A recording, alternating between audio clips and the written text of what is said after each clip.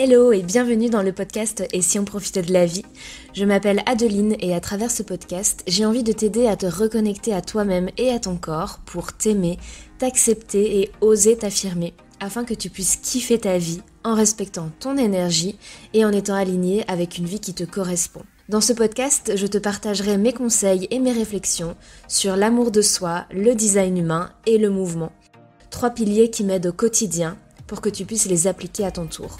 Ensemble, kiffons la vie, notre vie. Libérons-nous des blocages et des conditionnements qui nous empêchent d'avancer. Osons être pleinement nous-mêmes, osons briller. Si tu veux rejoindre cette aventure, n'oublie pas de t'abonner pour ne manquer aucun épisode et tu peux également me soutenir en mettant 5 étoiles ou donner ton avis sur ta plateforme d'écoute. Tu peux également me retrouver sur Instagram, sur le compte @et si on profitait de la vie. Je te souhaite une bonne écoute. Hello et bienvenue dans ce nouvel épisode. Je suis ravie de te retrouver aujourd'hui dans un nouvel épisode de podcast. Ça me fait vraiment plaisir de revenir un peu comme une saison 2 de podcast. Je vais essayer d'être beaucoup plus régulière. J'ai vraiment fait le point sur ce que j'avais envie de te partager dans ce podcast et donc voilà, je vais m'y mettre. Aujourd'hui, j'avais envie de te parler des complexes et de notre relation, de notre rapport à notre corps et pourquoi en fait c'est important de changer cette relation à notre corps pour vraiment arrêter de nous pourrir la vie. Aujourd'hui, je trouve qu'on est dans une société qui favorise beaucoup trop l'apparence, on le sait, on est rempli d'injonctions depuis toujours. En tant que femme... mais même en tant qu'homme, je vais parler aujourd'hui en tant que femme puisque je suis une femme, mais je sais que même pour les hommes, c'est pas toujours facile. On a toujours tendance souvent à dire que c'est tout le temps pour les femmes, mais les hommes aussi ont énormément d'injonctions par rapport au physique et par rapport à leur corps. Mais aujourd'hui, je vais te parler de ce que moi je connais, donc de la femme. Une fois en tant que femme, on doit avoir le ventre plat, l'autre fois, on doit toujours avoir le ventre plat, mais avec de la poitrine et des fesses bien rondes. Et puis maintenant, on revient à cette apologie de la minceur, comme si finalement notre corps était une tendance et que on devait suivre cette tendance tout le temps pour être au goût du jour. Je trouve aussi que en tant que femme, depuis toute petite, on nous dit plus facilement qu'on est jolie au lieu de nous complimenter sur notre intelligence. Et même en tant que femme, on le fait avec les petites filles. On aurait tendance à lui dire « Oh, tu es vraiment jolie aujourd'hui, ta robe, elle est sublime, etc. » au lieu de lui trouver d'autres compliments. C'est pas quelque chose de mauvais en soi d'être complimenté sur notre apparence, ça fait toujours plaisir, hein. Mais c'est vrai qu'on est constamment complimenté, soit sur notre apparence, sur nos fringues, notre make-up, notre coupe de cheveux. Et en fait, ça fait qu'on accorde beaucoup trop de valeur à ça, beaucoup trop d'importance. Et en fait, inconsciemment, on se donne de la valeur via notre apparence pour toute notre existence finalement. Dès qu'on ne rentre pas dans la norme, c'est un peu la fin du monde. Je caricature un peu, mais parfois c'est vraiment le cas. On se dévalorise, un truc de dingue. On se trouve moche, on se trouve pas assez ceci ou trop cela. On a l'impression qu'on ne va pas nous aimer. Je vous avais déjà parlé d'ailleurs dans un épisode de podcast par rapport à notre entourage aussi. Je vous avais dit que moi, ce qui m'avait toujours choquée, c'est que parfois dans un groupe de copines, on a l'impression de ne pas appartenir à un groupe si on n'a pas de complexe. On essaie de se trouver du coup la moindre chose pour pouvoir se sentir accepté dans un groupe. Parce que entre femmes, on a beaucoup tendance à parler de ce qu'on n'aime pas chez nous, surtout au niveau du physique. Et en fait, pour moi, il y a vraiment quelque chose à changer là-dedans. Et c'est très inconscient, en fait, finalement. Comme je te le disais, on se dévalorise, on se trouve moche, on a l'impression qu'on va pas nous aimer, et donc du coup, on n'ose pas se montrer, on n'ose pas briller, on n'ose parfois pas se lancer dans de nouveaux projets, ou même parfois on s'empêche de faire certaines choses qui nous feraient totalement plaisir, tout ça à cause de notre apparence. Donc pour moi, il est vraiment temps de changer notre rapport au corps, notre relation qu'on a avec notre corps. Aussi, parfois, un problème de relation avec notre corps à cause de nos complexes, on n'ose pas se montrer dans des relations. Dans des relations de couple, on ne veut pas se montrer, on a peur de se montrer nu devant les gens, parce que voilà, on ne se sent jamais assez bien, assez parfait.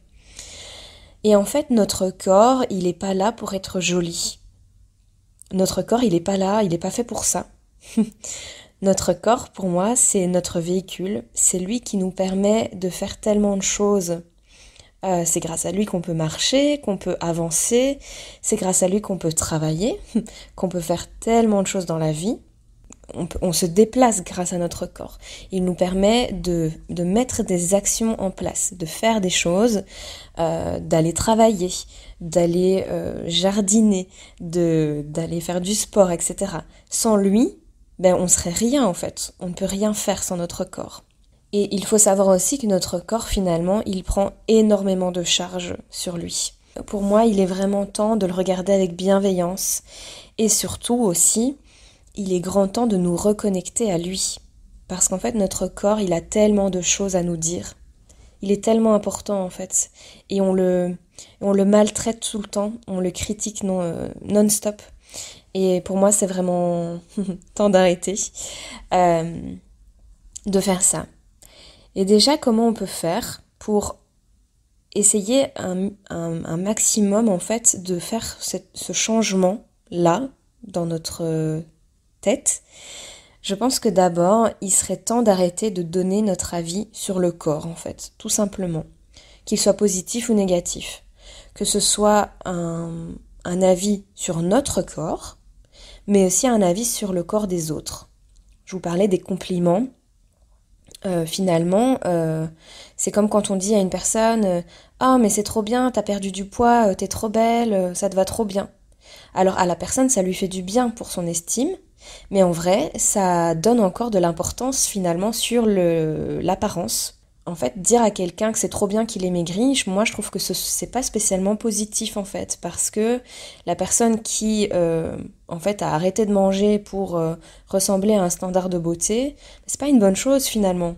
Ou encore donner son avis sur une personne en lui disant t'as du ventre, t'es enceinte. C'est horrible de faire ça, arrêtez de faire ça. Donc arrêtons de donner un avis sur notre corps. Chacun a un corps et chacun fait ce qu'il veut aussi avec ce corps. Déjà, c'est un autre point. Mais je vous dis tout ça parce que, en fait, moi, j'ai l'impression que de base, quand on est petit, on n'a pas vraiment de complexe. Et les complexes se forment via les commentaires des autres. Ou en tout cas, ce que l'on peut voir aussi à l'extérieur et ce qui est bien vu ou mal vu. Ça, c'est ce que je vous disais avec les injonctions de la société. Mais moi, par exemple, je vais vous parler de certains de mes complexes pour que peut-être ça puisse vous parler.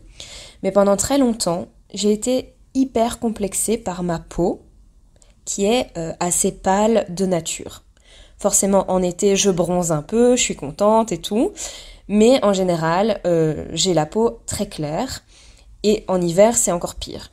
Et en fait, ça m'a beaucoup complexée parce que tout le temps, on venait me dire « Est-ce que ça va? T'as l'air malade? T'es vraiment pâle aujourd'hui?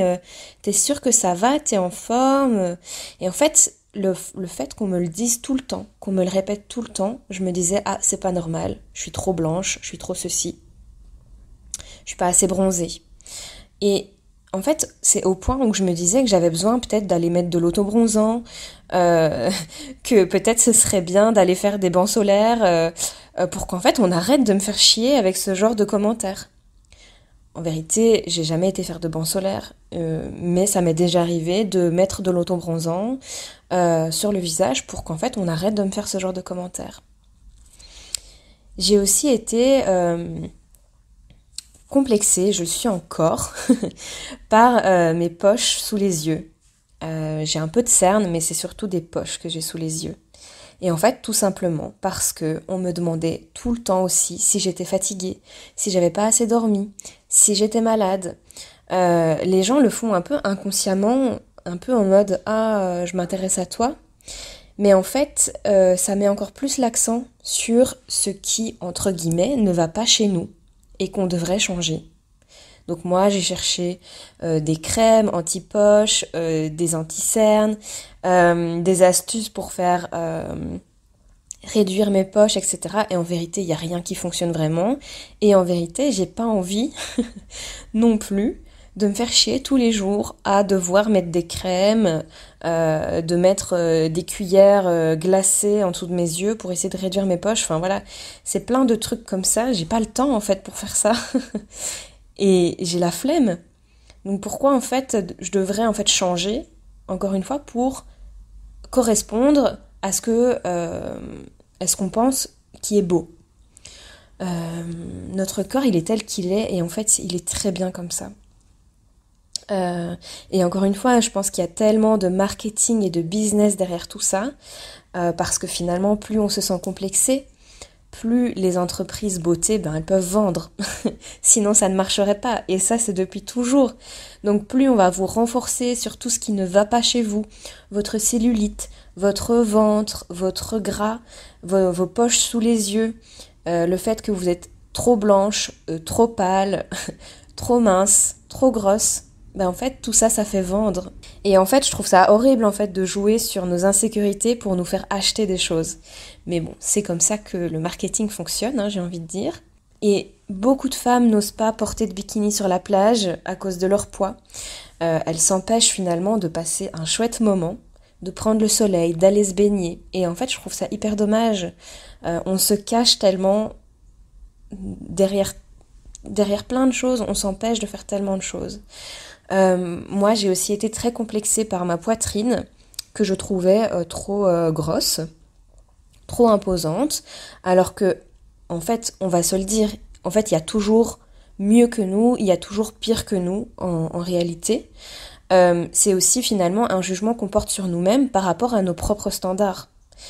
Pour moi, j'avais une poitrine peut-être trop grosse, alors que pour d'autres, ma poitrine elle est géniale et quelqu'un qui a pas de poitrine serait tellement heureuse d'avoir la mienne.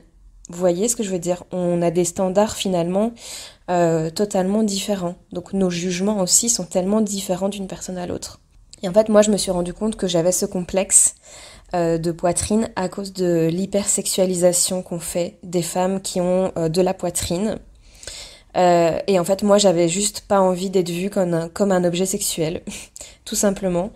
J'ai pas envie en fait qu'on me sexualise, j'ai vraiment beaucoup de travail à faire là-dessus.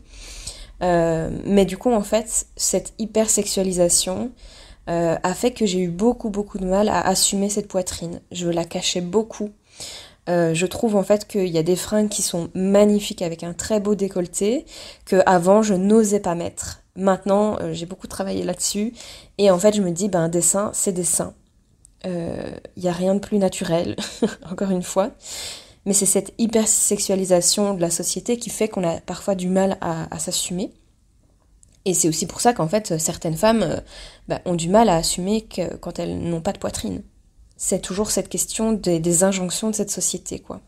Et de comment on est perçu, en fait, en tant que femme. On fait parfois vraiment des fixettes sur des parties de notre corps. Mais je vous ferai aussi un épisode beaucoup plus en profondeur aussi sur ce que notre corps emmagasine aussi comme info. Tout ce qui est émotion, nos traumas, tout notre vécu, toutes ces injonctions, ça peut aussi faire que parfois on n'arrive pas à perdre du poids ou à en prendre à cause de ça. Parfois on parle de poids émotionnel, de kilos émotionnels, etc. Je pense que ce serait super intéressant que je vous fasse un épisode là-dessus, parce que j'ai été très en profondeur dans toutes ces thématiques-là quand je me suis formée en photothérapie. Mais voilà, ça c'est un autre sujet. Mais moi je suis anti-régime. Pour moi les régimes c'est de la grosse merde, ça sert à rien. Il y a vraiment un travail tellement plus profond à aller faire au lieu de se priver d'alimentation. Il y a un travail énorme qu'on peut faire sur tout ce qui est émotion. Trauma, expérience vécue depuis l'enfance, qui fait que on n'a pas toujours le corps qu'on voudrait, mais on a le corps en fait dont on a besoin. Mais pour ça, je vous ferai un épisode vraiment dédié à ce sujet. Si ça vous intéresse, n'hésitez pas à me le dire. Là, aujourd'hui, j'ai vraiment envie de vous parler d'acceptation de corps. Et pour moi, en fait, pour pouvoir changer notre rapport au corps, On a vraiment besoin de nous apporter énormément d'amour, énormément d'amour de soi. On a besoin de se défaire du regard de l'autre. On a besoin de se détacher de notre propre jugement aussi, de ce que la société nous dit, des conditionnements de cette société, des croyances qu'elle veut nous faire croire, qui sont devenues nos propres croyances. Et pour moi, on peut faire tout ça. C'est possible. On peut reprendre notre responsabilité, notre libre arbitre et aller creuser là-dedans, nous déconditionner de tout ça, travailler sur notre bienveillance envers nous-mêmes, notre autocompassion. Ça peut prendre du temps, pour moi c'est un chemin, c'est comme l'amour de soi en général, c'est un chemin, mais c'est tellement libérateur. Et j'aimerais tellement vous accompagner plus en profondeur sur ce sujet. Pour moi, c'est l'amour de soi, c'est un sujet qui me tient tellement à cœur. J'aimerais vraiment vous accompagner sur ce sujet à travers soit un programme ou un accompagnement. Je le fais déjà en soi. J'accompagne déjà les femmes à s'accepter à travers la photographie, avec des séances photo confiance en soi. Mais en tout cas, j'ai aussi envie de lancer des accompagnements plus profonds avec la photothérapie, d'aller vraiment voir qu'est-ce que votre corps vous raconte, comment on peut en fait se libérer de tout ça, de l'image qu'on a de soi. Et je le fais aussi via Flow Energy, avec la méthode Flow Energy. Avec Flow Energy, on apprend à se reconnecter à notre corps, à se reconnecter à nos sensations du corps, qu'est-ce qu'il vient nous raconter aussi à travers nos douleurs, parfois nos tensions. On vient finalement aussi se libérer des poids émotionnels, des émotions qui sont stockées depuis trop longtemps dans notre corps. Et pour moi, les deux approches, elles sont vraiment complémentaires, la photothérapie et Flow Energy. Donc j'ai vraiment envie de vous accompagner là-dedans, de façon individuelle, en groupe. Et pour ça, j'aimerais vraiment en apprendre un petit peu plus sur votre rapport à votre corps, ce qui vous pose problème, de quoi vous auriez besoin. Donc j'ai créé un petit formulaire de quelques questions, vraiment ça te prendra à peine 5-10 minutes d'y répondre et ça me permettrait en fait d'y voir un peu plus clair pour répondre au mieux aux besoins de tout le monde et de voir un peu qu'est-ce que je peux faire, si c'est intéressant de faire un accompagnement de groupe par exemple, parce que encore une fois, le groupe pour moi c'est hyper intéressant parce qu'on est toutes pareilles. Même quand nos complexes ne sont pas les mêmes, finalement, on voit qu'on a les mêmes besoins, les mêmes problématiques. Et c'est super parfois porteur de travailler en groupe et de nous soutenir entre femmes. Mais parfois, quand c'est plus profond et qu'on n'a pas envie de parler de ça devant les autres, ça peut être intéressant de faire des accompagnements individuels avec moi. Et donc voilà, si jamais ça t'intéresse tout ça, n'hésite pas à venir m'envoyer un message, un mail. Toutes mes infos sont dans la barre de description de l'épisode. Mais en tout cas, j'ai vraiment envie de venir changer tout ça, qu'on puisse s'apporter beaucoup plus de bienveillance, beaucoup plus d'amour de nous-mêmes pour oser briller, oser nous montrer, oser faire tout ce qui nous fait vibrer. C'est vraiment ma mission à travers ce que je te propose sur les réseaux et mes accompagnements. Et donc je serai ravie de t'accompagner là-dedans. N'hésite pas à venir me faire un retour sur cet épisode par message privé, ça me montrera aussi que ce que je te raconte ici, c'est utile. Viens me dire si ça te parle, ce que ça t'a évoqué, cet épisode, enfin, viens papoter avec moi. Et en tout cas voilà, je serai ravie de venir te lire et en attendant le prochain épisode, prends bien soin de toi et je te dis à très bientôt. Salut!